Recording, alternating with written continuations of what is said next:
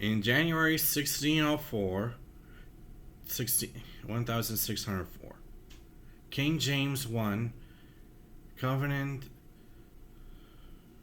the Hampton Court Conference at the Hampton Court Place. Meeting with King James I were two parties representing the Church of England. One party comprised the Archbishop of Canterbury, John Whitgift, and 8 bishops who represented the Episcopacy. Sorry, I butchered that. Supported by 8 deans and 1 archdeacon. The second party comprised of several Anglicans who were moderate Puritans led by John Reynolds, who was the president of the Corpus Christi College, Oxford. The conference comprised of 3 meetings over a period of 3 days. The conference was called in response to a series of requests for reform set down in the Millenary Petition by the Puritans, a document that contained the signatures of 1,000 Puritan ministers. The petition detailed complaints about the terms absolution and confirmation, water baptism administered by women rather than by ministers, excommunication for trifles and 12-penny matters, and ecclesiastical discipline administered by governmental authority, and various other issues. King James I persuaded the bishops that only ministers should administer baptisms. He also abolished excommunication for trifles and 12-penny matters, though he maintained that bishops should not be the sole administrators of ecclesiastical discipline, and that the trial policies of the Commissioners' Court should be reviewed by the Lord Chancellor and the Lord Chief Justice. The king alleviated many of the Puritans' concerns and brought much peace between the two parties. Trouble mounted for the Puritans when Archbishop John Whitgift died soon after the conference. Richard Bancroft was appointed to see of Canterbury, and due to the king's concerns, the Puritan ministers were expected to adhere to each of the 39 articles that upheld the hierarchical nature of the Church of England, which the Puritans sought to abolish. But the major outcome of the conference was that King James I commissioned a new translation of the Holy Bible into the English vernacular, which became the predecessor to the modern English version.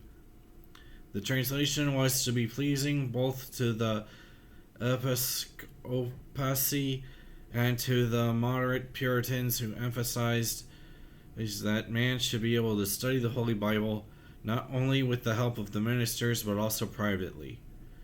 The translation became known as the Authorized Version because only this translation replaced portions of the Great Bible inserted in the 1662 edition of the Book of Common Prayer. In some parts of the world, it is known as the King James Version. The translation enabled King James I to broaden his support in the church and among the populace. It demonstrated his moderate and inclusive approach to concerns in the church. King James I gave certain instructions to the translators. The new translation would contain no marginal notes. It would conform to the ecclesiology of the Church of England. The translation of certain words should reflect old ecclesiastical words such as church and are not to be translated as congregation. And the new translation would reflect the episcopal structure of the Church of England and the traditional beliefs about ordained clergy. He also required the Church to use the Bishop's Bible as the primary guide for the translation and retain the familiar names of the biblical characters. However, for additional textual support, he permitted the Church to use the Tyndale Bible, the Coverdale Bible, Matthew's Bible, the Great Bible, and the Geneva Bible. This instruction is the basis for the statement in the flyleaf of the Authorized Version. Quote, translated out of the original tongues and with the former translations diligently compared and revised by His Majesty's special command. Unquote. William Tyndale's translation from the Greek text, now known as the Textus Receptus, comprises 80% of the King James New Version Testament. Oh, that's a mouthful for rain. The King James Version Old Testament is based on the Jacob Ben Hanan edition of the Masoretic text. 47 scholars represented in the Church of England, both Puritans and High Churchmen, including the Anglican scholar Sir Henry Savile, was not clergymen.